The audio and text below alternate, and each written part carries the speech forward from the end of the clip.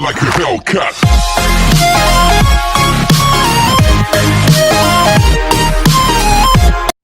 Hello दोस्तों, कैसे हैं आप सब। राम जी की पाठशाला में आपका बहुत बहुत स्वागत है। उम्मीद करता हूं आप सब भी अच्छे ही होंगे। और जैसा मैंने आपको बोला था कि आज मैं आपको मिलवाऊंगा उत्तर प्रदेश पुलिस में सब इंस्पेक्टर पद पर तैनात मेरे मित्रवत व्यवहार जिनसे है मिस्टर आरिफ त्यागी, जो 2016 बैच से उत्तर प्रदेश पुलिस में कार्यरत हैं और सब इंस्पेक्टर पद पर इनकी पोस्टिंग तैनाती हुई है। पोस्टिंग तो नहीं कह सकते, तैनाती हुई है। और इनकी जो एग्जाम में रैंक थी वो थी 578, 578वीं रैंक पाकर नागरिक पुलिस में इनको सेवा करने का सुंदर अवसर प्राप्त हुआ है। देखो, नागरिक पुलिस में, और ये स्पेशली इसलिए बताना जरूरी था क्योंकि यूपी पुलिस का जो सब इंस्पेक्टर का एग्जाम होता है उसमें भी 2-3 पोस्ट होती है सब इंस्पेक्टर में। पहला सिविल पुलिस होता है, नागरिक पुलिस, दूसरा प्लाटून कमांडर होता है। तो इसलिए तो 578 रैंक लाना ऑल ओवर यूपी में एक बहुत बड़ी बात है। तो आज मैं आपके सामने इनको लेकर उपस्थित हुआ हूं। ये बहुत ही अच्छे इंसान है। आपको आज बताएंगे अपनी पूरी जर्नी के बारे में, कैसे कैसे इन्होंने तैयारी की, कब इन्होंने डिसाइड किया, और इनके बारे में कुछ और बातें बता देता हूं। ये भी पीछे पहले से ही टीचिंग बैकग्राउंड से रहे हैं, तभी से मेरा इनका जान पहचान है, एक मित्रवत व्यवहार है। तो फिर मैंने इनसे कहा कि बच्चों को थोड़ा मोटिवेशन के लिए आपके एक प्रेरणा की आवश्यकता है। तो इनका बिल्कुल ही, मैं 24 घंटे तैयार रहता हूं। तो इन्होंने बहुत सारे एग्जाम भी क्वालिफाई किए, जैसे एसएससी का एग्जाम है, सीजीएल है, सीपीओ, सीएचएसएल और स्टेनो, साथ में आरआरबी, एनटीपीसी का एग्जाम है, जो इंटेलिजेंस ब्यूरो का एसीआईओ का एग्जाम होता है, जो टॉप ग्रेड का एग्जाम होता है, ये एग्जाम क्वालिफाई किया है। साथ में एलआईसी का AAO का एग्जाम, मतलब जो एग्जाम आपके दिमाग में आ रहा हो वो इन्होंने क्लियर ना किया हो ऐसा कोई एग्जाम नहीं है। और फाइनली इन्होंने यूपी पुलिस सब इंस्पेक्टर में ज्वाइन किया है। तो आइए हम इनसे बात करना शुरू करते हैं। आरिफ जी, आपका बहुत बहुत स्वागत है आज की एक बहुत सुंदर वीडियो में। कैसा फील कर रहे हैं आप? बहुत अच्छा फील कर रहा हूँ। काफी लंबे समय बाद ऐसे स्टूडेंट के साथ में इंटरेक्ट हो रहा है। और मैं अच्छे से जानता हूँ कि जब मैं भी कभी एक स्टूडेंट था, तैयारी करता था, तो हम लोग खुद ये चाहते थे कि हमें कोई मिले जिससे जो सिलेक्टेड बंदा हो। कहीं ना कहीं एक मोटिवेशन होता है इंसान को, जब इंटेंशन होता है, बच्चे जानते हैं क्या वर्किंग कल्चर है, बच्चों को ये पता चलता था कि मैं यही जॉब क्यों ज्वाइन करूँ, क्या रीजन है। तो सारी चीजें बहुत अच्छा फील हो रहा है। और धीरे धीरे मैं मानता हूँ कि कहीं ना कहीं अगर मुझसे कुछ फायदा मेरे समाज या मेरे अपने लोगों को या स्टूडेंट को कुछ थोड़ा बहुत भी अगर हो सके, किसी को रत्ती भर भी को मोटिवेशन हो सके, तो मैं अपने आप को खुशनसीब समझूंगा। बिल्कुल। तो आप इनके शुरुआती शब्दों से अंदाजा लगा सकते हैं कि ये कितनी सुंदर शख्सियत हैं। अपने बहुत ज्यादा बिजी शेड्यूल में से आपके लिए, मेरे लिए टाइम निकाल के आए हैं, और केवल जो भावना है वो सहायता करने की है। तो आइए इनसे और सुंदर सुंदर बातें करते हैं। आज का जैसा हमारा टॉपिक है, सर यूपी पुलिस में सब इंस्पेक्टर पद पे तैनात हैं, और साथ में जो पहला क्वेश्चन आपके भी दिमाग में आएगा वो ये है कि सर आपने UP police sub inspector join करना कब डिसाइड किया? ऐसा मतलब कोई इंसिडेंट हो आपकी लाइफ में, या आपके मन में कब आया कि आपको यूपी पुलिस में सब इंस्पेक्टर ही बनना है? मैंने असल में शुरुआती स्तर पर यूपी पुलिस एसआई के बारे में मेरा कोई खास रुझान नहीं था। मतलब कोई भी बेल्ट वाली नौकरी के लिए मैं नहीं प्रेफर करता था। मेरा फोकस था सीजीएल वगैरह के लिए, बाकी अदर एग्जाम्स के लिए मेरा कोई भी मूड नहीं था ऐसे कि मैं ये ज्वाइन करूं। लेकिन इत्तेफाक से 16 के अराउंड, सन 2016 के लास्ट में हमारे मतलब कि एक इंसिडेंट हुआ मेरे साथ में। तो मुझे पता चला, मैं सोचता था कि ये पुलिस वाले कुछ नहीं है, इस तरह की चीजें हैं। लेकिन आपको जानते हो कुछ कई बार लाइफ में कुछ ऐसे इंसिडेंट हो जाते हैं जिससे तुम्हारी पूरी की पूरी जर्नी चेंज हो जाती है। बिल्कुल बिल्कुल। कोई भी मेरा मोटिव नहीं था, लेकिन एक इंसिडेंट हुआ, काफी कुछ झटका लगा, जिससे मुझे पता चला कि भाई वाकई में तो बहुत पावरफुल होता है। मतलब यूपी पुलिस में जो दरोगा है वो वाकई में बहुत कुछ है। बिल्कुल। क्योंकि देखो लाइफ हमारी ऐसी है कि जब किसी फील्ड के बारे में आप नहीं जानते, कोई भी फील्ड हो, चाहे दुनिया का कोई भी फील्ड हो, फॉर एग्जांपल अगर आपसे कोई बात करना शुरू करते कि भाई आप बताओ ये जहाज कैसे चलता है, तो आप कैसे बताओगे? बिल्कुल। तो ऐसे गवर्नमेंट फील्ड में भी है। बहुत सारे लोग आपको ऐसे मिलेंगे जिनमें यूपीएससी में एक्सपर्टनेस है, बहुत सारे पीसीएस में है, बहुत सारे बंदे एसएससी एक्सपर्ट है। तो मेरा जो सिस्टम था, मुझे बेल्ट वाली जॉब चाहिए नहीं थी, कभी मूड नहीं था। लेकिन एक फैमिली के साथ में और मेरे परिवार के साथ में एक छोटी सी घटना घटी, जिससे मुझे पता चला कि वो यार ये तो बहुत पावरफुल लोग होते हैं। बिल्कुल। मतलब दरोगा है कि आप ये मान के चलो कि दरोगा की जो जॉब है 360 डिग्री पावर घूमती है। बिल्कुल। ऐसा कोई भी फील्ड नहीं है, चारों तरफ अगर आप घुमाओगे, जीरो से लगा के अपर लेवल तक सब लोग कनेक्टेड हैं। आप पब्लिक से जुड़े हुए होते हो, तो पब्लिक से आपका जुड़ाव भी रहता है। ये मैं कह सकता हूँ कि अगर आप पब्लिक के बीच में कोई काम करना चाहते हो, अगर अच्छी नीयत से, तो मेरा मानना है कि आप कर सकते हो। बिल्कुल। तो देखो सर ये बात बोलने की कोशिश कर रहे हैं कि एक इंसिडेंट उनके लाइफ में हुआ, पहले कोई रुझान नहीं था, पर उन्होंने जाना कि यूपी पुलिस सब इंस्पेक्टर यानी दरोगा की पावर कितनी होती है। आप सब जो वीडियो देख रहे हैं मैक्सिमम लोग जो होंगे यूपीएसआई की तैयारी करने वाले ही होंगे, और आपके एग्जाम में एक टॉपिक आना है जिसका नाम है मूल विधि और संविधान। उसमें आईपीसी और सीआरपीसी, सीआरपीसी का फुल फॉर्म होता है क्रिमिनल प्रोसीजर कोड, दंड प्रक्रिया संहिता। तो सब इंस्पेक्टर को किंग ऑफ सीआरपीसी कहते हैं, इतनी पावर होती है। तो ये भी आपके लिए एक मोटिवेशन का पॉइंट हो सकता है। चलिए दूसरा क्वेश्चन जो हम सर से पूछने वाले हैं कि सर की स्ट्रेटेजी क्या क्या रही, क्या क्या सर ने अपने स्ट्रगलिंग फेज में किया, तो ये बात जानते हैं सर आपको क्या क्या स्ट्रगल करने पड़े यूपीएसआई बनने के इस सफर में। देखो स्ट्रगल तो मेरा स्टार्ट से ही है, जब से मैंने स्टार्ट किया था ये कॉम्पिटिटिव एग्जाम्स के लिए। मैंने पहले बीसीए किया, एमबीए किया। बीसीए एमबीए करने के बाद उससे पहले मैंने कुछ बिजनेस वगैरह भी किया। मैं मतलब प्राइवेट फील्ड में भी रहा हूँ, काफी मैंने जॉब्स की हैं, मार्केटिंग में की है, मैनेजमेंट वगैरह में मैंने जॉब की है। और अगर मैंने बिजनेस किया, मेरा अपना बिजनेस था, एक छोटी सी एक मैं मान के चलो मैन्युफैक्चरिंग यूनिट थी आरओ वगैरह की और मॉस्किटो नेट वगैरह की मैं चलाता था। लेकिन लाइफ में कहीं ना कहीं ये सिस्टम था कि भाग दौड़, कहीं भी ये नहीं दिखता था कि चलो पैसा हम लोग कमा रहे हैं, लेकिन पैसे के साथ में आपकी वैल्यू जो है ठहराव नहीं था जिंदगी, ठहराव नहीं था। और वैल्यू बहुत मायने रखती है। सच्चाई है कि एक छोटा सा अगर एक कांस्टेबल को भी हम लोग देख रहे हैं तो हल्का सा कहीं ना कहीं आपने भी मतलब, अब तो खैर हमारा कोई मैटर नहीं है, लेकिन अगर एक नॉर्मल आदमी अगर आप जाता है तो हल्का से एक माइंड में क्लिक करता है कि यार ये वर्दी वाला जा रहा है, बिल्कुल संकोच होता है, संकोच होता है, हल्का सा डर। आपके पास में अगर सारे कागज है, सब कुछ है, फिर भी आपके अंदर एक छोटा सा संकोच होता है। इस तरह की सोच है। तो अचानक से मैं एक बार सहारनपुर में था, मतलब जो मेरा डिस्ट्रिक्ट पड़ता है, मैं सहारनपुर में गया तो मैंने एक जगह लिखा हुआ देखा ये एसएससी वगैरह के बारे में। तो मुझे लगा यार ये होता क्या है। मुझे तो सर को, मैं एक बिजनेसमैन आदमी का कैलकुलेटर पे हम लोग अपना कैलकुलेशन कर रहे हैं, हमें क्या जरूरत पड़ रही है इन चीजों की। मैंने देखा वहां से तो मुझे एनालाइज हुआ भाई ये एसएससी होता हुआ कुछ।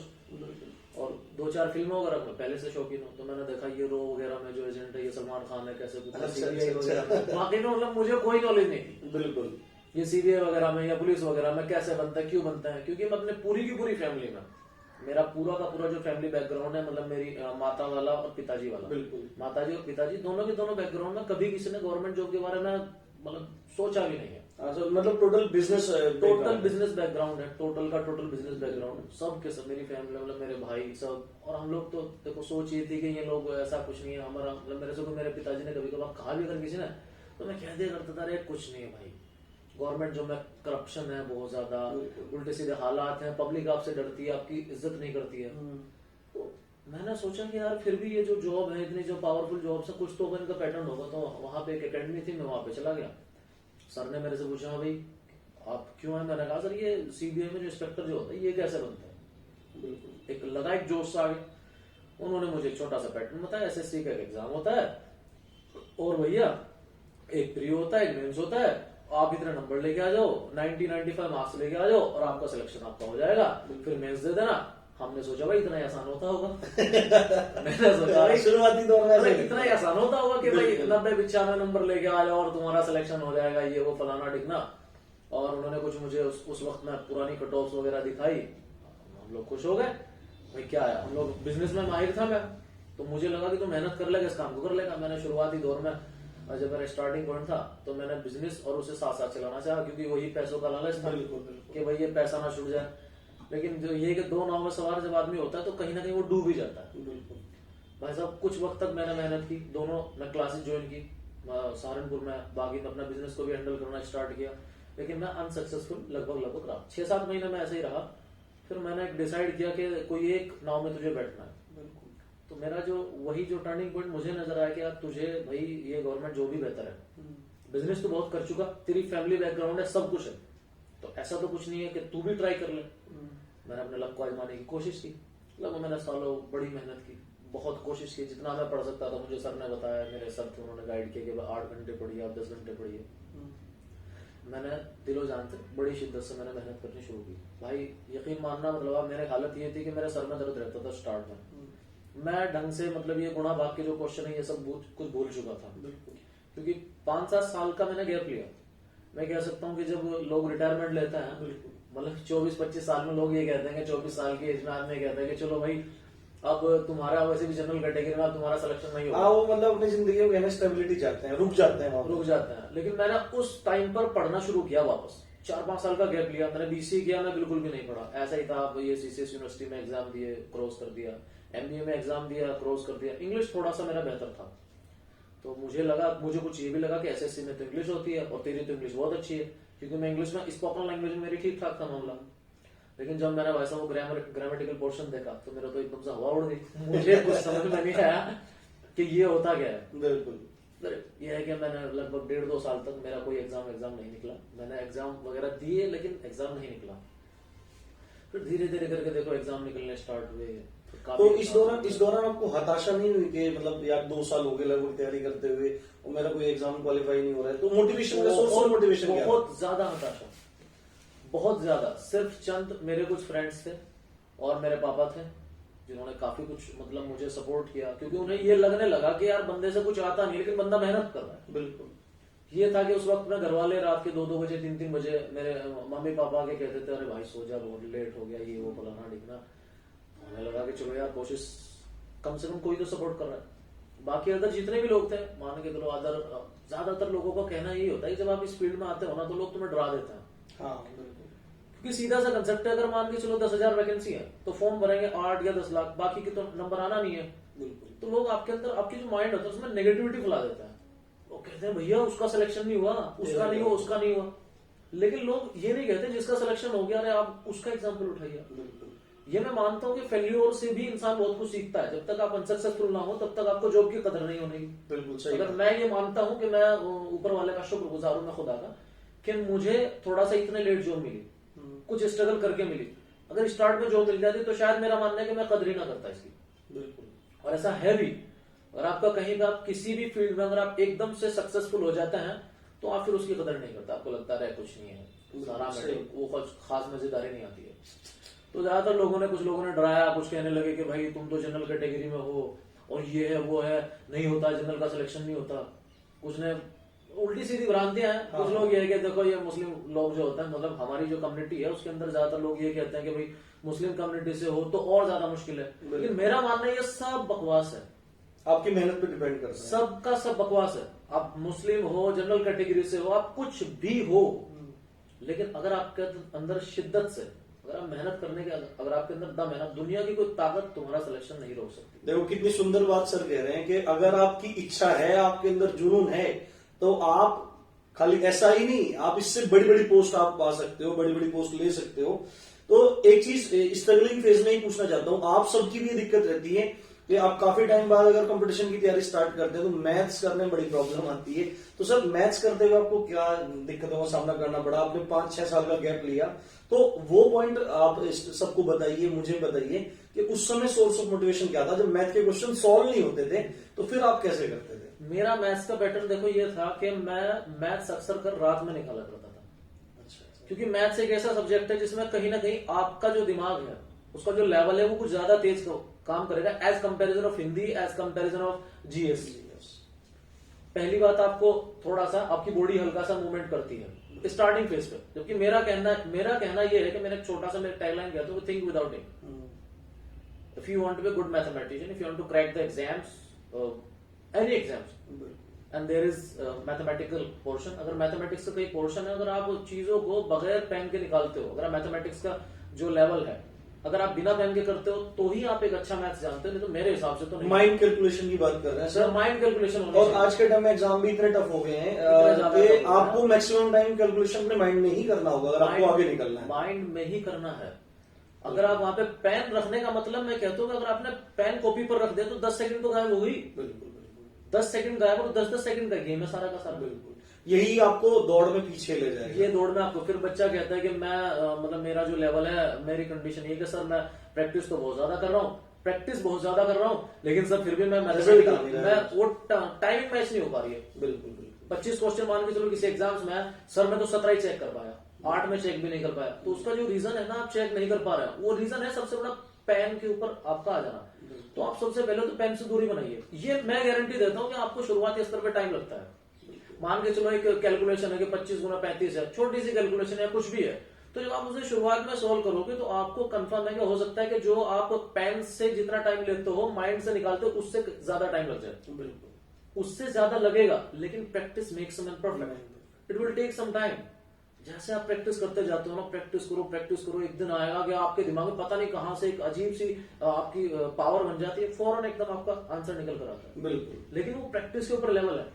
तो मैथमेटिकल पोर्शन, मैथमेटिक्स का जितना भी पोर्शन था, ये प्रैक्टिस करना। मैं रात के टाइम क्या करता था, क्योंकि रात के टाइम 9-10 बजे के टाइम, देखो दुनिया में कोई भी आदमी है, रात ऊपर वाले ने सोने के लिए बनाई। बिल्कुल बिल्कुल। वो मेरा अलग नहीं है, आपका अलग नहीं है, आपके पास भी 24 घंटे, मेरे पास भी 24 घंटे, सबके पास में 24 घंटे है। लेकिन यूटिलाइजेशन जो है ना, किस टाइम का यूटिलाइज किस टाइम करें। तो रात के टाइम डिस्ट्रक्शन नहीं है। रात के टाइम अगर आप मैथमेटिक्स निकालते हो, तो अगर आपको हल्की से करके झपकी भी आ रही ना, तो झपकी का जो मैटर है वो कहीं ना कहीं दिमाग की स्पीड इतनी ज्यादा चलानी पड़ेगी और आपको पेन या हल्का फुल्का जो चलाना पड़ेगा, जिसकी वजह से वो चीजें दूर हो जाती हैं। तो आप बेसिक से स्टार्ट कीजिए, बाकी मैथमेटिक्स में बुक्स वगैरह हैं। बिल्कुल, तो उसके बारे में जानेंगे। अब आपका तीसरा इंपॉर्टेंट क्वेश्चन जो आप बार बार कमेंट में पूछते रहते हैं कि सर बुक्स कौन सी यूज करें और उनको किस तरह पढ़ना चाहिए। तो आप सबको पता है कि यूपी पुलिस सब इंस्पेक्टर का जो आपका एग्जाम होने वाला है, उसमें एक पोर्शन मैथ्स का है, दूसरा रीजनिंग का जिसके साथ में अभिरुचि है, फिर हिंदी का, और साथ में आपका मूल विधि, संविधान और जीएस। तो हम क्रमशः पे बात करते हैं सर से और ये जानने की कोशिश करेंगे, क्योंकि वो खुद भी एक टीचर हैं, अभी भी टीचर हैं, वो लोगों को गाइड करते रहते हैं। अभी सिलेक्शन होने से पहले वो खुद भी अपना एटीसी के नाम से करके पास में एक देवबंद जगह पड़ती है, बहुत फेमस जगह है, वहां पे सर का सेंटर है, तो आपको और भी बेहतर एक मार्गदर्शन दे सकेंगे। तो सर मैथ्स के लिए आपने क्या रणनीति अपनाई थी और कौन सी बुक्स आप बच्चों को रेफर करना चाहेंगे, जिससे वो करके और अपना मैथ्स को कम से कम एश्योर कर लेंगे उनके मार्क्स नहीं घटने वाले। देखो मैथमेटिकल जो पोर्शन है ना, मेरा मानना है कि यूपीएसआई में जो पिछले वाला जो एग्जाम है, उस एग्जाम में वो बंदा ज्यादा पिछले वाले से मतलब आपका 2016 से 16 वाला 2016 में फॉर्म आए थे, 17 में एग्जाम 17 में एग्जाम हुआ था। तो 17 वाला जो एग्जाम है, अगर आपको बेहतर उसमें मार्क्स बनाना है तो आपको दो चीजें हैं आजकल, दो चीजें चलने। तो आईबीपीएस है, एक आयोग है, आप जानते हो, दूसरा एसएससी है। एसएससी का एग्जाम में क्वेश्चन देने का पैटर्न बिल्कुल अलग है आईबीपीएस से, लेकिन हमारे वाला जो एग्जाम था ना यूपीएसआई, ये कहीं ना कहीं दोनों चीजों का कंबाइंड है, और स्टेट गवर्नमेंट एग्जाम का भी, क्योंकि इसमें मैथमेटिक्स में ना कुछ क्वेश्चन ऐसे है जो कि लेंथी टाइप के थे, क्योंकि आईबीपीएस जो होता है वो आपकी कैलकुलेशन पूछता है, सीधा सा मेथड। आईबीपीएस पूछता है कैलकुलेशन, उसका वो चाहता है कि वो बंदा मुझे चाहिए जिसको जो कि कैलकुलेट तेज कर सके। और नोटों को गिनना है, बिल्कुल, वो नोट तेजी से गिन सके। और एसएससी का अलग अलग पैटर्न है। तो कहीं ना कहीं आप हल्का सा, पहले तो अपना कैलकुलेशन आपकी अच्छी होनी चाहिए, क्योंकि आपको विद इन टाइम एग्जाम निकालना है। टाइमिंग भी है ना वहां पे, ऐसा तो है नहीं कि भाई डिस्क्रिप्टिव पेपर है या आप लिख रहे हो, ऐसा नहीं है। तो आपको वनडे एग्जाम है, वनडे एग्जाम में आपको टाइम दिया जाता है, टाइम के शेड्यूल से आपको एग्जाम निकालना पड़ेगा। तो 3 तरह के स्टूडेंट है जो मैं मानता ये कि जो बंदा बिल्कुल बेसिक है, वो सबसे पहले तो अपना नॉर्मल, सबसे पहले अपना बेसिक करे। For example RS. अग्रवाल जैसी पतले वाली बुक, बिल्कुल आर.एस. अग्रवाल के भी 3-4 वर्जन है, सबसे पहले पतले वाली बुक उठाए, क्योंकि आप सीधा अगर ऊपर वाली सीढ़ी पे चढ़ोगे तो आपको कहीं ना कहीं प्रॉब्लम हो सकती है, आप गिर जाओगे, हताश हो जाओगे, आपका डिमोरलाइज हो सकते हो, क्योंकि आपसे वो चीजें नहीं हो पाएंगी। तो जो बेसिक बंदा है वो आर.एस. अग्रवाल पकड़ ले स्टार्ट में, लेकिन अगर एवरेज जानता है तो एस डी यादव जैसी बुक बिल्कुल बेहतर है। और अगर आपके पास में समय बेहतर है, अगर आपके पास में समय है, आप चीजों को कर सकते हो, तो मेरा मानना है कि किरण प्रकाशन का जो लेटेस्ट वर्जन है मैथमेटिक्स वाला, बिल्कुल वो क्लास है, बिल्कुल वो सबसे बेहतर है। सही बात तो ये कि कम से कम आप उसे निकालो, क्योंकि कंपटीशन कटथ्रोट कंपटीशन है, बिल्कुल ऐसा रैंक भी डिपेंड करती है। फिर ऐसा भी सिस्टम नहीं है, कुछ जॉब्स ऐसे हैं जिसमें रैंक का कोई इफेक्ट नहीं है। हमारे मतलब जो हमारी जो नियमावली है उसके अनुसार अगर आपकी अच्छी रैंक होती है तो आपका प्रमोशन आपको जल्दी मिलेगा, बिल्कुल। तो आपका ये भी तो टारगेट है ना, खाली जॉब लेना टारगेट नहीं है। फिर 3 तरह की जॉब, आगे की जिंदगी भी डिपेंड करती है, आगे की जिंदगी डिपेंड करती है कि फिर उसमें 2-3 तरह की जॉब्स, आपका फायर है, पीएससी है, आपका सिविल पुलिस है। और ये आप अच्छे से जानते हो कि सिविल पुलिस में और फायर में इसमें क्या क्या डिफरेंस है। तो आपको सिविल पुलिस चाहिए तो आपको अच्छी रैंक बनानी पड़ेगी। बिल्कुल सही बात है। तो मैथ्स की जो सर ने तीनों लेवल की बुक बताई है, आप उनको रेफर करके और आराम से अपना मैथ का पोर्शन कवर कर सकते हैं। हिंदी के लिए सर से पूछते हैं, सर हिंदी के लिए कौन सी बुक आपने रेफर की और कौन सी आप बच्चों को बताना चाहेंगे? हिंदी के लिए देखो, मेरे हिसाब से आदित्य पब्लिकेशन की पतली सी बुक आती है। आदित्य पब्लिकेशन में भी 2 वर्जन है, बहुत काफी मोटी बुक है, पतले वाली बुक है। अगर आप उसे भी कर लो ना, लेकिन उसे करो बेहतर तरीके से। मतलब ये है कि उस बुक के अंदर 90 to 95% चीजें आपके माइंड में रहनी चाहिए, बिल्कुल। एक तरीका तो ये है कि आप लूसेंट या कोई अदर प्रकाशन की इतनी मोटी बुक उठा लें आप, बिल्कुल मोटी बुक होगी और आपको पता चला उसका आपका रिजल्ट है 30% है, बिल्कुल। 30% रिजल्ट है, लेकिन एक पतली बुक है लेकिन उसका रिजल्ट बेहतर है। तो मेरा मानना ये है कि आप एक छोटी बुक को अच्छे से पढ़ोगे तो बेहतर रहेगा। आप सर का कहने का यही आशा है, मैं आपका ऐसे थोड़ा सा ये है कि एक बुक जो छोटी है उसे आप 10 बार कर लो। एक जो बुक है उसको 10 बार कर लो, ना कि 10 बुक को आप एक बार करो, या मोटी बुक को आप ठीक से पढ़ ही ना पाओ कि उसका रिजल्ट ही ना निकल पाए। तो सामान्य हिंदी जो मैं भी आपको बताता रहता हूँ, और सामान्य हिंदी की एक बुक आती है, इसमें व्हाइट बैकग्राउंड होता है, ब्लैक कलर से लिखा रहता है, आदित्य पब्लिकेशन वस्तुनिष्ठ सामान्य हिंदी, इस नाम से रहती है सर। बिल्कुल, तो ये आप बुक कर सकते हैं। साथ में चैनल पे भी आपको चैनल पे चल रहा है लेक्चर आपको मिल ही रहे हैं, तो आप अगर ये सब चीजें कर लेते हैं तो हिंदी की तरफ से श्योर हो जाइए। साथ में हम सर से पूछते हैं कि रीजनिंग और अभिरुचि जो उसमें टॉपिक है, रीजनिंग के लिए क्या रणनीति आपने अपनाई और क्या होनी चाहिए? देखो, मैंने जो रीजनिंग के लिए जो रणनीति अपनाई है ना, मेरा सिस्टम ये था, रीजनिंग में मैंने ज्यादा से ज्यादा प्रैक्टिस की है, क्योंकि रीजनिंग एक ऐसा सब्जेक्ट नहीं है कि वो क्वेश्चन को रिपीट नहीं करता। बिल्कुल, रीजनिंग ऐसा सब्जेक्ट है जिसमें क्वेश्चन रिपीट नहीं है। जीएस में क्वेश्चन रिपीट है। कोई कह रहा है भारत का प्रधानमंत्री कौन था, तो हो सकता है आगे आने वाले एग्जाम में यही आ जाए। या कोई क्वेश्चन पूछ रहा है, बताइए जीएसटी का जो प्रारंभ वो कहां से हुआ है, हो सकता है अगले आने वाले एग्जाम में वही आ जाए। लेकिन रीजनिंग जो है ना, उसके अंदर कहीं ना कहीं जो पैटर्न जो होता है वो चेंज होता रहता है। अब ये कह सकते हो कि क्वेश्चन सेम नहीं आता, क्वेश्चन डिफरेंट आता है। तो मैं पर्टिकुलर बुक को मैं ये नहीं कहता कि आप बिल्कुल, एक बहुत पतली सी बुक मैंने पढ़ी है, सागर पब्लिकेशन की एक बुक आती है, मैंने वो पढ़ी है। बाकी अगर आप देखोगे सरसरी तौर पर अगर आप देखोगे लूसेंट वगैरह की भी जो बुक आती है, रीजनिंग का जो आता है, किरण का जो रीजनिंग आता है, लेकिन उसमें से ये नहीं कि आपको उसके बहुत ज्यादा डीप जाके प्रैक्टिस करनी है कि पूरी की पूरी इतनी मोटी बुक है, सारी की सारी बुक का आप सोल्व करो। मैं ये मेथड सही नहीं समझता। आपको सिर्फ ये पता होना चाहिए कि मान के चलो क्लॉक चैप्टर है, कि इसका क्लॉक जो का ये क्वेश्चन है, इसे सोल्व करने का तरीका क्या है। बिल्कुल, ना कि आप उसी रट लो कि पता चलो बुक है। रीजनिंग रटने वाली चीज बिल्कुल भी नहीं है। वो आपकी मेंटल एबिलिटी को एनालाइज करना चाहता है एग्जाम में। हर एग्जाम में एक नया पैटर्न बदल देगा। फॉर एग्जाम, मतलब एक मैं एग्जाम्पल की बात करूं, मान लीजिए चलो कह रहे हैं 2+3 इज इक्वल टू, मतलब बता रहा है वो 2 और 3 बराबर है, मान के चलो 10। बिल्कुल, और फिर कह रहा है 5 और 3 बराबर है 16। बिल्कुल, तो बताइए 6 और 7 बराबर कितना हुआ। बिल्कुल, एनालाइज कराना, तो एनालिसिस है आपका। तो एक फिक्स पैटर्न नहीं है। आपके माइंड की रफ्तार जितना ज्यादा काम करेगी, इतना ज्यादा लेवल से आप रीजनिंग में बेहतर होते चले जाओगे। और उसके लिए आपको डिफरेंट में, मतलब अलग अलग तरीके के आप प्रैक्टिस सेट ढूंढिए, वहां से आप निकालिए। यूपीएसआई का जो आपका प्रीवियस ईयर पेपर है वहां से सोल्व कीजिए, लेकिन वहीं तक सोल्व मत कीजिए। मेरे कहने का सेंस ये है कि वहीं तक सोल्व मत कीजिए। आप थोड़ा सा आईबीपीएस में क्लैरिकल लेवल, बिल्कुल, मतलब ये नहीं कि पीओ लेवल, आईबीपीएस में क्लैरिकल लेवल, या फिर आपका ग्रामीण स्तर का जो होता है ना आईबीपीएस का, वो बिल्कुल उसमें से छोटा वाला जो हल्का। क्योंकि सर का ये बोलने का रीजन ये भी है कि पिछली बार जो 2017 में एग्जाम हुआ था, उसमें ये सरप्राइज हो गया था कि जो बैंकिंग एग्जाम में रीजनिंग का इनपुट आउटपुट टॉपिक पूछा जाता है, वो एकदम सरप्राइज लेवल पे आपको मिला, जो आज से पहले शायद मशीन इनपुट आउटपुट, तो वो देखने को नहीं मिला। और किसी स्टेट गवर्नमेंट में नहीं कभी पूछा गया। बिल्कुल, तो मतलब सर ने जो पहले बात बताई कि एसएससी और बैंक के पैटर्न को मिक्स करके यूपीएसआई का एग्जाम पिछले बार पूछा गया था, और चांसेस है कि अब भी कुछ ऐसा ही देखने को मिलने वाला है।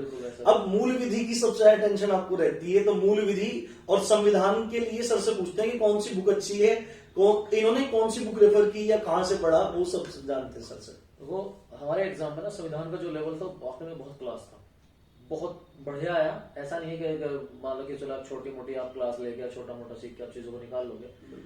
तो अगर आप मूल विधि की बात करते हो तो मैं प्रेफर करता हूँ इसे, मूल विधि में घटना चक्र बेस्ट है। जो इलाहाबाद का पब्लिकेशन आता है, घटना चक्र एक बहुत अच्छा पब्लिकेशन है, कहीं ना कहीं पढ़ने वालों का है, बेहतर पब्लिकेशन है। और आप बाकी आप जीएस के लिए भी घटना चक्र का आता है, मोटे वाला पोर्शन। बिल्कुल, देखो जीएस का भी सर बता रहे हैं, जीएस में कंजूसी नहीं करनी है, सीधी सी बात है, जीएस में कंजूसी नहीं करनी। जैसा मैंने अभी बोलते ना थोड़ी देर पहले कि आप इसमें रीजनिंग में कंजूसी कर लो, बिल्कुल भाई पतले वाली ढूंढो। मैं कह रहा हूँ आदित्य पब्लिकेशन की पतले वाली ढूंढो, लेकिन जीएस में कंजूसी नहीं है, क्योंकि जीएस का जो लेवल था, अगर इस बार भी वही लेवल आता तो एग्जाम निकलना इतना आसान नहीं है। बहुत अच्छा था जीएस का लेवल, और पिछली बार से इस बार कंपटीशन टफ भी होने वाला है, बिल्कुल, क्योंकि ज्यादा संख्या बढ़ जाएगी इस बार। आप देख रहे हैं जनरेशन, हमारी जो पॉपुलेशन है वो बढ़ती जा रही है। अब ये देख सकते हो ज्यादातर बच्चा, हमारा जो एग्जाम था उसके अंदर सेक्शनल कट ऑफ थी, बिल्कुल, चारों के चारों सब्जेक्ट में सेक्शनल कट ऑफ थी, बिल्कुल। तो जो टॉपर है हमारा दुर्गेश समथिंग, जो हमारा जो टॉपर है, हमारे टॉपर के भी जीएस में ही इतने ज्यादा मार्क्स नहीं है,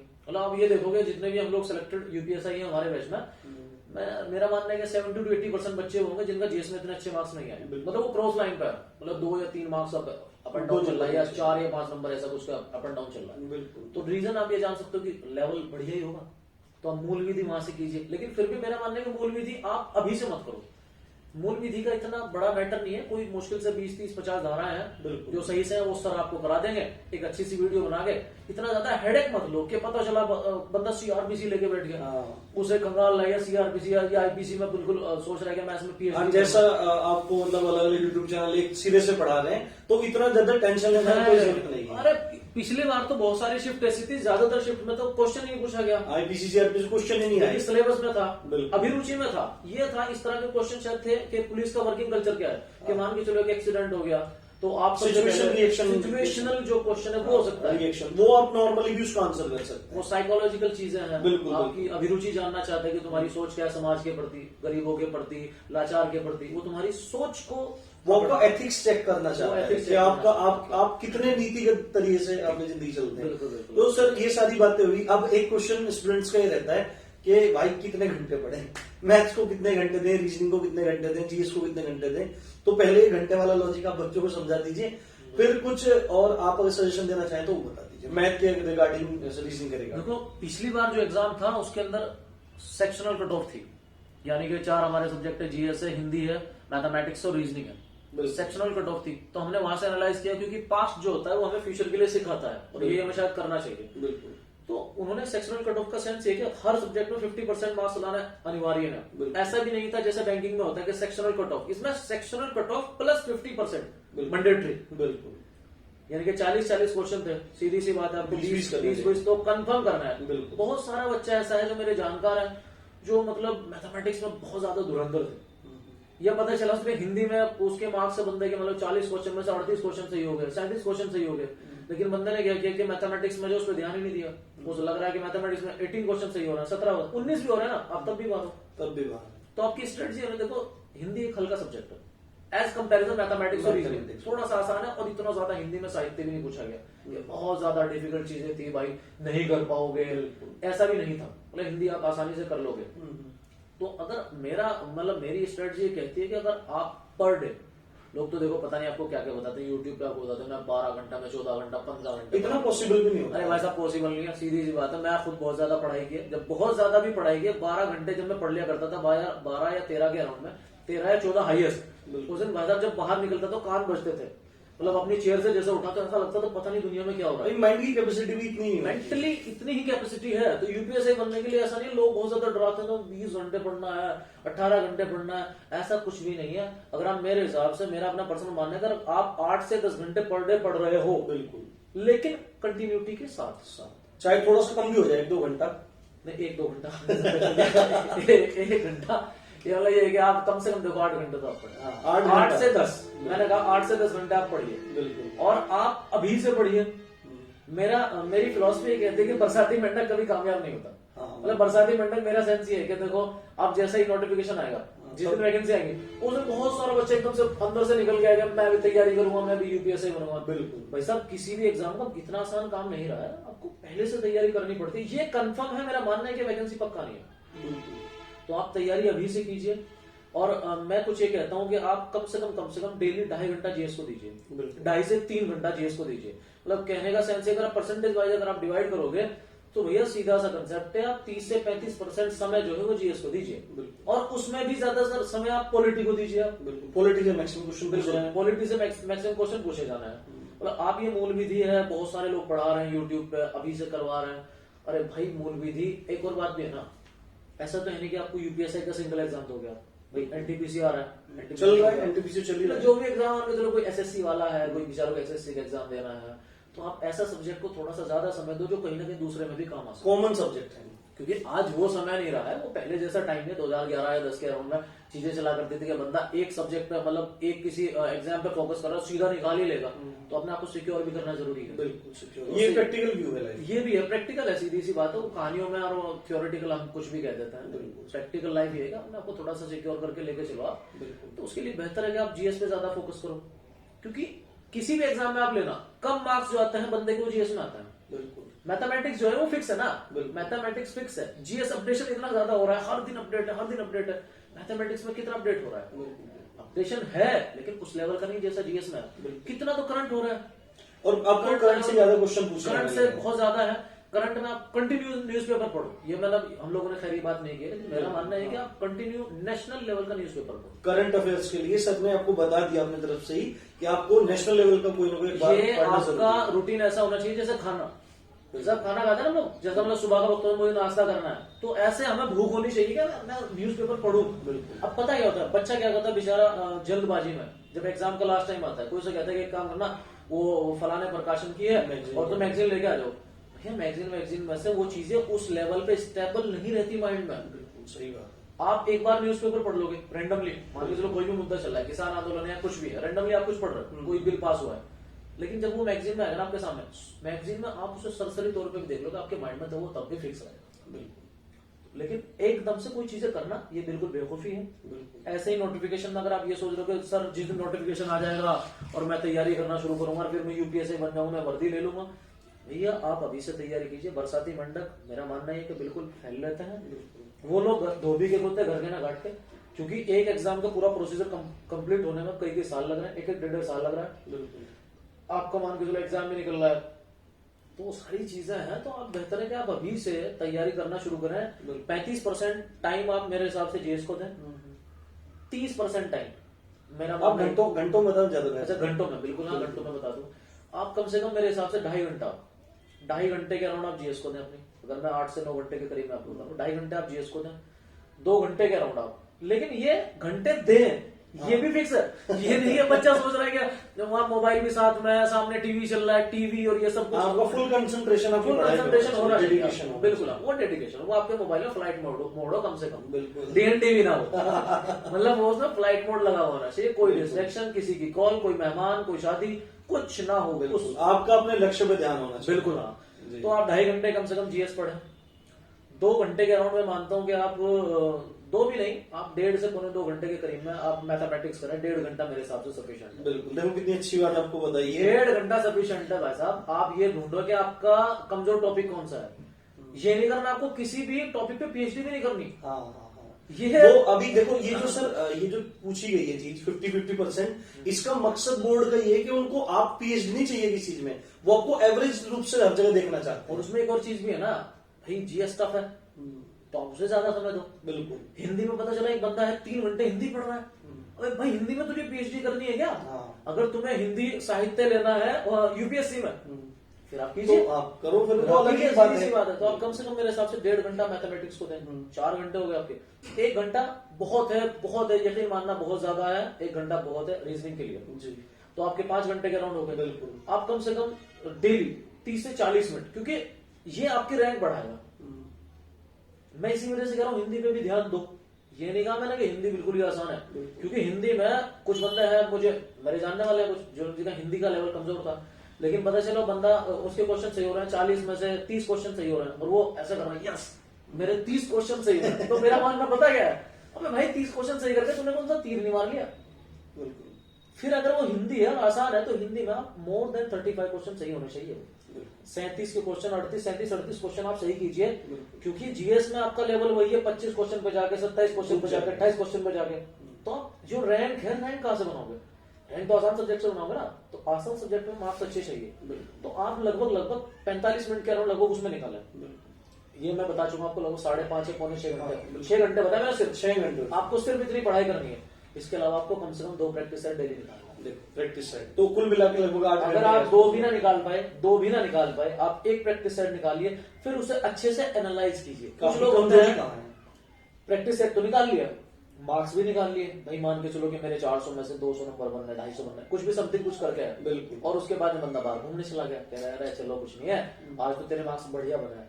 ऐसा तो हुआ नहीं होगा साहब के 400 में से 400 मार्क्स आए होंगे। बिल्कुल। ठीक है, तो जो कमजोरी है उसे कौन करेगा? सबसे पहले उसे एनालाइज करना है विद जीएस भी। कुछ बंदे होते हैं, मैंने देखा, शुरुआत में मैं भी था, क्योंकि मैं जो आपको बता रहा हूं अपना एक्सपीरियंस बता रहा हूं, जो गलतियां मैंने की और फिर उसमें सुधार किया। तो हम पहले क्या करते थे कि जीएस वाले क्वेश्चन को नहीं देखते थे। जीएस भी ऐसा ही सब्जेक्ट है, मान के चलो उसमें अगर एक क्वेश्चन है अकबर से रिलेटेड है, क्या पता चले कि वो क्वेश्चन अकबर से रिलेटेड आ गया है? बिल्कुल। तो जीएस को भी देखना है। फिर हमें ये देखना है कि मान के चलो कि हर मैंने 3 प्रैक्टिस सेट निकाले लगातार 4 दिन, और 4 दिन के प्रैक्टिस सेट में मैंने एनालाइज किया कि यार जितना भी तुम्हारा परसेंटेज का जो क्वेश्चन तो बिल्कुल सही हो रहा है, बिल्कुल, लेकिन नाव धारा सही नहीं हो रहा है। हो सकता है सर कि नाव धारा का जो क्वेश्चन है वो हमारा सही नहीं हो पा रहा है। तो अब एक तरीका तो ये कि आप उसे छोड़ते चलो, बिल्कुल। दूसरा तरीका ये है जो मैंने बताया है ना 8 से 10 घंटे, वो 8 घंटे तो मेरे यहाँ होंगे ना, क्योंकि आधा से अगर आप 2 घंटे का कोई पेपर निकालते हो भाई साहब, अगर आप उसे अच्छे से एनालाइज करते हो ना अच्छे से, तो कम से कम 45 से 50 मिनट चाहिए। बिल्कुल, वो 10 मिनट में जो यूं करके टिक टिक करके आदमी कर देता है ना कि मेरे इतने मार्क्स बन रहे, खाली मार्क्स ही मेन नहीं है, मार्क्स के साथ में आपको ये भी तो देखना है कमजोरी क्या है। तो उस नाव धारा को फिर आप जो मैंने 2 घंटे बताया ना 8 से 10 घंटे के बीच में, फिर आप उसे देखिए, या रीजनिंग में तो मतलब कुल मिला के बात ये है कि अपना एनालाइज कीजिए, एनालाइज तो अच्छे से कीजिए। ये सारी बात रही कि एग्जाम के बारे में हमने सब डिस्कस कर लिया। अब जो सेकंड स्टेज आती है वो फिजिकल की आ जाती है। फिजिकल में काफी लोगों को मतलब ज्यादा दिक्कत नहीं होती है, पर बहुत लोग होते हैं फिजिकल में दिक्कत होती है। तो आपको क्या दिक्कत फेस करनी पड़ी फिजिकल के टाइम में, और आपने कैसे इसको किया देखो फिजिकल? मेरा तो फिजिकल बिल्कुल ही खत्म था, मतलब मेरा फिजिकल उस लेवल का था कि मैंने सीपीओ निकाला, लेकिन पहली बात तो कि मेरी हाइट ही थोड़ी सी सीपीओ के लेवल की नहीं, मेरी हाइट तो 169.50 है। बिल्कुल, बहुत सारे बंदे ऐसे भी मिलते हैं जिनकी बेचारों की थोड़ी सी हाइट कम है, वो अपने आप ही दिमाग में घुमा रहा है कि तेरा तो सिलेक्शन हो ही नहीं सकता, तेरा तो सिलेक्शन हो ही नहीं सकता। ऐसा कुछ नहीं है, आप मतलब अगर आपकी हाइट पूरी भी हो रही है, मिलिट्री जैसा सिस्टम नहीं होता, बिल्कुल, मिलिट्री में होता है ना पॉइंट नहीं कि वो पिंडलियों पे मारता है, पटले से मारता है, ऊपर मत कर, नीचे मत कर, ये मत कर, इतना ज्यादा स्ट्रिक्टनेस है, आपको लगभग इज्जत मिलती है बिल्कुल इन मेडिकल्स में, मतलब सॉरी फिजिकल में। इस फिजिकल में आपको इज्जत मिलती है। तो अब बहुत सारे लोग ऐसे होंगे जो अगर फिजिकल पे बहुत ज्यादा ध्यान देते हैं, जैसे नोटिफिकेशन आएगा, जैसे पुलिस की कोई भर्ती आती है ना, तो मैं देखता हूँ पूरा पूरा रोड खचाखच भरा हुआ है, लड़के भाग रहे हैं, कुछ ने टायर्स बांध रखे पीछे, बंदे का वेट 50 किलो, पीछे टायर बांध के भाग रहा है बंदे का वेट 50 किलो और वो टायर बांध के भाग रहा है। तो भाई पहले तो भैया तुम्हें रिटन क्वालिफाई करना है। बिल्कुल, तो देखो मेरा मानना ये है कि आप कुछ मत करो, सिर्फ अपना वेट मेंटेन करके रखो। बिल्कुल, वेट इन द सेंस है कि आपका वेट 75 से प्लस नहीं आना चाहिए, बिल्कुल 75 के अराउंड, 80 भी है ना तो ऐसा कुछ नहीं है, हाइट अगर हाइट अच्छी है, हाइट के अकॉर्डिंग अगर 170, 171, 172 अगर आपकी हाइट है और आपके अंदर 80 किलो वेट है, और आप ये सोच रहे हो कि मेरा नहीं होगा, मैं कैसे भागूंगा, ये भागना वाला काम इतना भी मुश्किल आप यूपी पुलिस एसआई में कोई इतना टफ फिजिकल भी नहीं होता। अरे मिलिट्री का फिजिकल नहीं है या पैरा मिलिट्री नहीं है, जितना लोग आपको डराते हैं ऐसा बिल्कुल कुछ भी नहीं होता। मेरा पर्सनल मानना यह है कि अगर आप 1 महीना भी अच्छे से मेहनत कर लें, बस आप अपने वेट को मेंटेन करके रखें, और हर दिन आप अपनी दिनचर्या में आधा से पौना घंटा वॉक करें, या ज्यादा 1 किलोमीटर दौड़ लें, 1 या 2 किलोमीटर, जिससे आपकी जो मसल्स है ना, वो मसल्स रूटीन में है, बस ये काम है।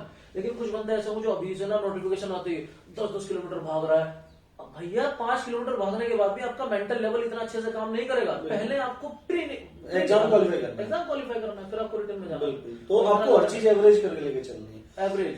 तो ये सारी बातें एग्जाम के बारे में हो चुकी हैं, फिजिकल के बारे में हो चुकी है। मेडिकल में कुछ अगर आप फिट हैं तो आप फिट ही हैं, कोई इतनी बड़ी बात उसकी नहीं है, ऐसा कुछ नहीं। अब हम इम्पोर्टेंट अब सर से थोड़ा पूछते हैं कि ट्रेनिंग सबका कंप्लीट हो चुका था, और तो ट्रेनिंग के बारे में कुछ खट्टी मीठी यादें होंगी सर, वो बच्चों के साथ शेयर कीजिए। क्या ट्रेनिंग में मतलब मजा रहता है, क्या दिक्कतें फेस करनी पड़ती हैं? देखो ट्रेनिंग में सीधा सा कंसेप्ट है, ट्रेनिंग में भैया वैसे तो अपनी सोच के ऊपर डिपेंड है, कुछ लोग इसे मजे के तौर पे लेते हैं, कुछ लोग इसे सजा के तौर पे लेते हैं, लेकिन ट्रेनिंग एक ऐसा पार्ट है कि ट्रेनिंग में आपको इतना मजबूत बना दिया जाता है कि जो बंदा यूं कहता है ना कि मैं अपने घर का शेर हूँ, मैं 500 बीघा जमींदार हूँ, मैं राजा हूँ, वो वहां पे ना सब लोग सीधा सा कंसेप्ट है कि सबसे पहले जाते हैं ट्रेनिंग में आपको कहते जाते हैं यहाँ पे गधा और घोड़ा सब बराबर है गधा और घोड़ा सब बराबर है, आपके बाल सबके एक जैसे हो, शक्लें भी लगभग एक जैसी हो, लेकिन पता क्या होता है, आप एक जैसे कपड़े पहनते हो, मतलब हमारी एक व्हाइट ड्रेस होती है जो हमारे पीटी ड्रेस होती है, बिल्कुल व्हाइट होते हैं, अपने शूज आपके व्हाइट होते हैं,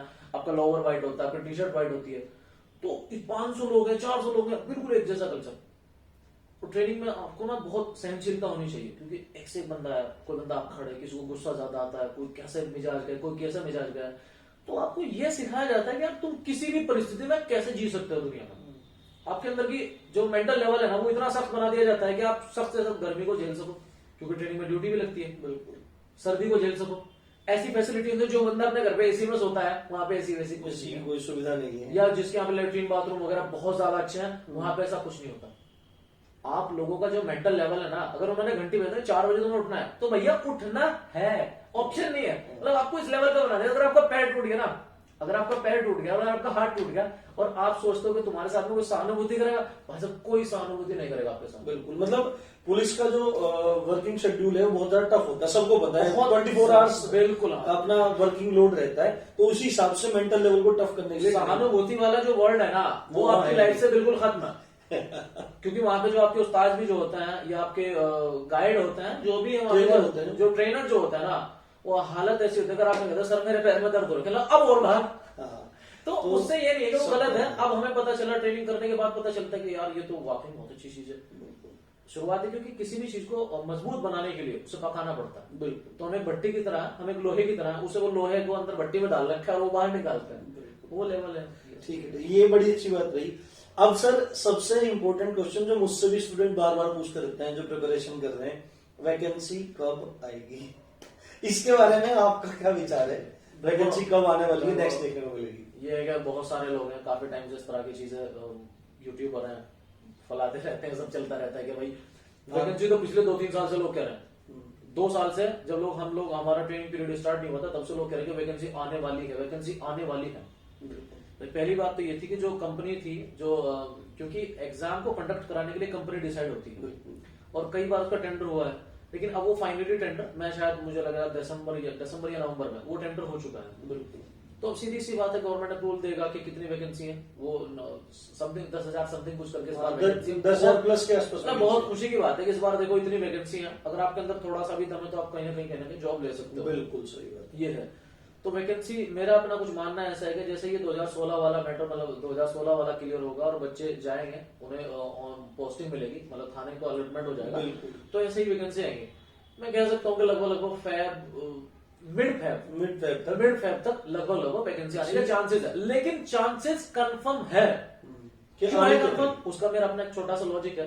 2022 में इलेक्शन है यूपी में, बिल्कुल बिल्कुल भैया 2022 में इलेक्शन है, और हमारे माननीय मुख्यमंत्री जी को जाहिर सी बात है अपना सबको अपना ताज बचाना है, तख्त बचाना है भाई, सबको बचाना है। ऐसा कोई आदमी नहीं कि एक बार सीएम बन गए कहते कि चलो भाई अगले साल इस बार आप ले लो, ऐसा भी कंडीशन नहीं है। और हर गवर्नमेंट में कहीं ना कहीं थोड़ी सी कमी, थोड़ी सी अच्छाई, ये सब चलता रहता है। तो वैकेंसी तो आनी कंफर्म है, बिल्कुल कंफर्म है। यहाँ तक कि ये सिपाही की भी वैकेंसी, इसके भी चांसेस हैं कि सिपाही की वैकेंसी भी आ जाए, और इसके साथ में तुम्हारा ये SI रैंक में लगभग 10,000 वैकेंसी आने के चांसेस है। तो ये है कि वैकेंसी मिड फैब में, मेरा मानना है कि वैकेंसी आएगी बिल्कुल, और मिड फैब में आने के बाद। लेकिन आप तैयारी अगर अभी से करें तो आप सोचेंगे आपका एग्जाम क्रैक होगा। अगर आप ये सोचते हैं कि आप पहले नोटिफिकेशन आएगा और फिर मैं तैयारी करूंगा, देखो मेरा मानना है कि समझदारी वाला काम। हाँ, तो कुल मिला के यही बात है जो मैंने आपको बताई थी कि 2016 वाली भर्ती का जो केस कोर्ट में पेंडिंग है, तो उस केस को सॉल्व हो जाने के बाद ही जल्दी से हमको वैकेंसी देखने को मिलेगी। तो यही सारी बातें हैं। और बातें हम डिस्कस अभी करने वाले हैं सर से, वो ये है कि सैलरी के बारे में काफी कुछ मन में रहता है कि सैलरी का क्या विचार है, सैलरी का किस तरह से रहता है, कैसे रहता है, क्या सही सैलरी रहती है? सैलरी की मैं बात बता रहा हूँ, मेरा मानना यह है कि दुनिया में जीने के लिए ना इंसान को जो महत्वपूर्ण जो चीजें हैं वो 2 चीजें हैं, फेम एंड मनी। जो मेन चीज है फेम एंड मनी। पैसा चाहिए इंसान को, फेम चाहिए। फेम इन द सेंस, इतने सारे लोग अभी इलेक्शन आने वाले हैं, पंचायत वाले इलेक्शन आ रहा है, तो लोग इतना पैसा खर्च करेंगे किस लिए? फेम के लिए, और साथ में पैसा चाहिए। हर एक आदमी अधिकारी बनने की सोचता है कि मैं भी UPSC क्रैक कर लूं, IAS ऑफिसर बन जाऊं, IPS बन जाऊं, या UPSI बन जाऊं, या कोई भी SDM बन जाऊं। तो आदमी को फेम एंड मनी चाहिए।